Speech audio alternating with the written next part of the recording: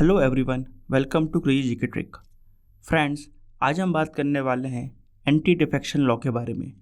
Recently हमको महाराष्ट्र में एक पॉलिटिकल क्राइसिस देखने को मिलती है, जहां पर हम देखते हैं कि शिवसेना के अंदर हमको कुछ मतभेद देखने को मिलते हैं। उनके कुछ एमएलएस पार्टी लाइन से अलग बात कर रहे हैं और कुछ समय पहले हमने पुडुचेरी में देखा कि एमएलए रिज़ाइन कर देते हैं ताकि वहाँ की गवर्नमेंट गिर जाए।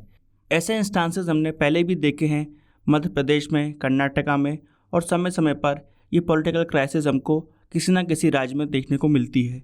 तो इस सिनेरियो में एंटी डिफेक्शन लॉ, जिसको हम हिंदी में दल बदल कानून भी कहते हैं, इसका क्या रोल होता है ये समझना बहुत इंपॉर्टेंट है। तो आज हम इसके बारे में बात करने वाले हैं। हम यहाँ पर समझेंगे कि आखिरकार ये लॉ क्या बोलता है, यहाँ पर क्या क्या प्रोविजंस दिए गए हैं, क्या इशू खड़े होते हैं इस लॉ के अंदर, और यहाँ पर फाइनली क्या वे फॉरवर्ड हो सकता है, हम इस बारे में बात करेंगे।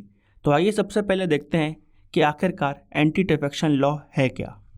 इंडियन पार्लियामेंट ने 1985 में 52nd अमेंडमेंट एक्ट के तहत 10th शेड्यूल को इंट्रोड्यूस किया, जिसके अंदर एंटी डिफेक्शन लॉ को लाया गया। यहाँ पर एंटी डिफेक्शन लॉ का ये पर्पस था कि गवर्नमेंट की स्टेबिलिटी बनी रहे और जो एमएलए होते हैं, एमपी होते हैं, वो अपनी पॉलिटिकल पार्टी समय समय पर चेंज ना करें।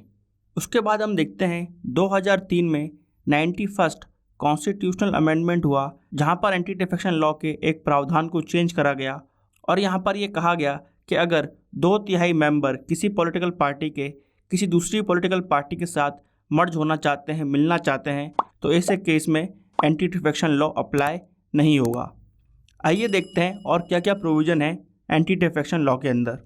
इस लॉ के अंदर बताया गया है कि किन किन कंडीशंस में डिस्क्वालीफाई किया जा सकता है एमपी को या एमएलए को। यहाँ पर पहली कंडीशन ये है, अगर कोई इलेक्टेड मेंबर अपनी स्व इच्छा से अपनी पॉलिटिकल पार्टी की मेंबरशिप छोड़ता है, तो वहाँ पर एंटी डिफेक्शन लॉ के तहत उस मेंबर को डिस्क्वालीफाई किया जा सकता है। और अगर कोई इंडिपेंडेंट मेंबर, यानी कि अगर कोई निर्दलीय विधायक या सांसद कोई दूसरी पॉलिटिकल पार्टी को ज्वाइन करता है, तो उन पर भी एंटी डिफेक्शन लॉ लगाया जा सकता है। यहाँ पर अगर कोई नॉमिनेटेड मेंबर कोई दूसरी पॉलिटिकल पार्टी को ज्वाइन करता है 6 महीने के बाद, तो उन पर भी एंटी डिफेक्शन लॉ लगाया जा सकता है। और यहाँ पर अगर कोई इलेक्टेड मेंबर अपनी पार्टी लाइन के खिलाफ जाकर वोट करता है या फिर वोटिंग करने में एब्सेंट रहता है विदाउट परमिशन, तो उनको भी यहाँ पर इस कानून के तहत डिस्क्वालीफाई किया जा सकता है। यहाँ पर जो भी डिस्क्वालिफिकेशन होता है इस लॉ के तहत, वो सब डिसीजन यहाँ पर स्पीकर ऑफ द हाउस या चेयरमैन लेते हैं।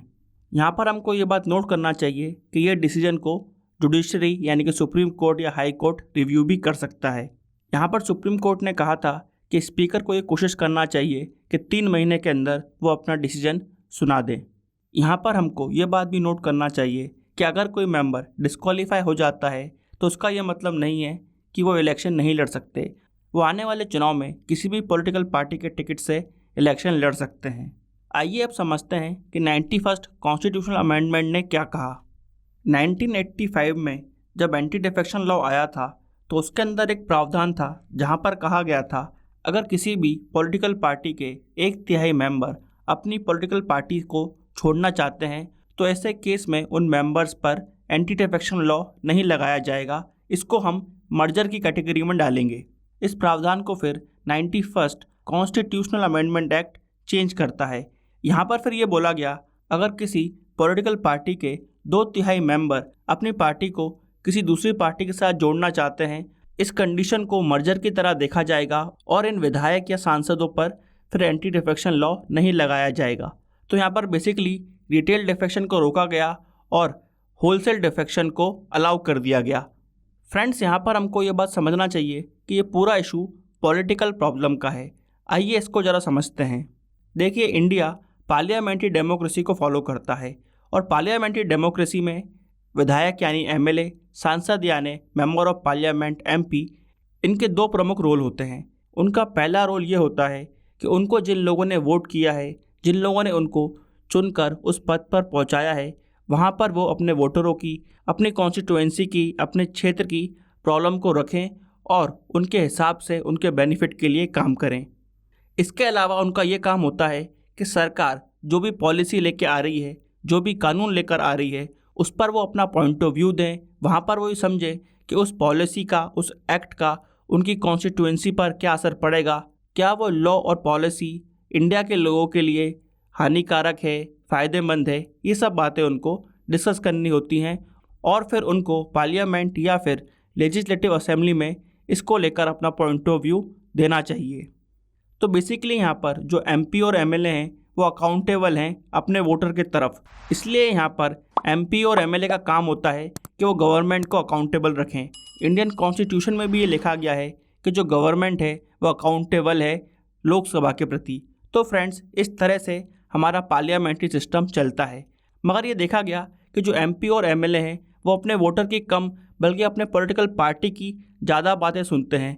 ग्राउंड रियलिटी से हटकर भी वो अपनी पॉलिटिकल पार्टी को सपोर्ट करते हैं, क्योंकि अगर वो ऐसा नहीं करेंगे तो पॉलिटिकल पार्टी उनको डिस्क्वालीफाई करवा सकती है।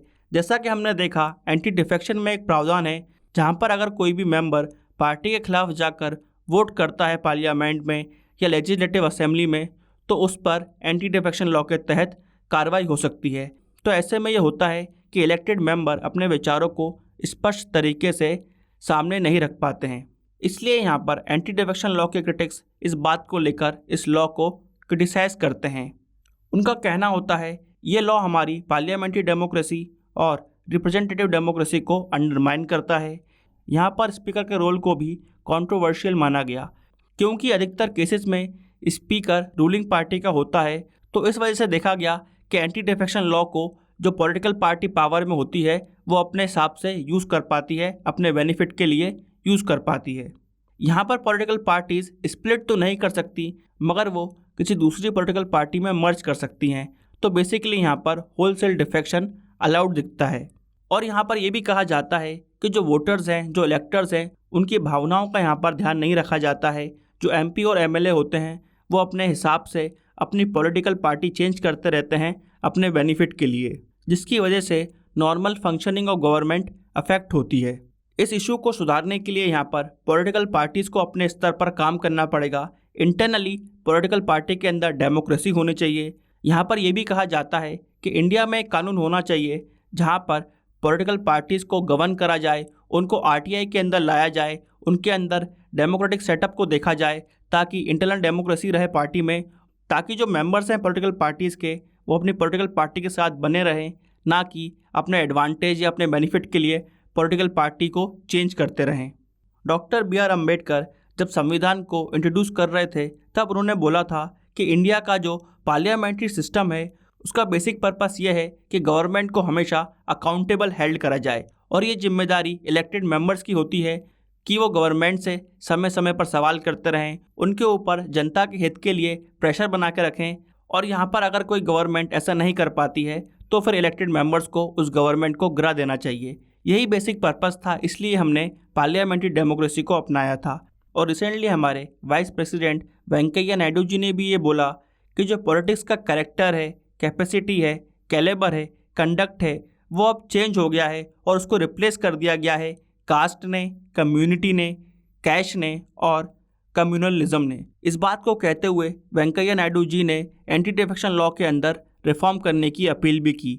तो बेसिकली यहाँ पर जो इलेक्टेड मेंबर्स हैं उनको अपने कर्तव्यों का बोध होना चाहिए। उनको ये बात रियलाइज़ करना चाहिए कि उनकी पहली ड्यूटी अपने वोटर्स के प्रति है, पॉलिटिकल पार्टी के प्रति है, और वो जब भी कोई डिसीजन लें तो इस बात को ध्यान में रख कर लें।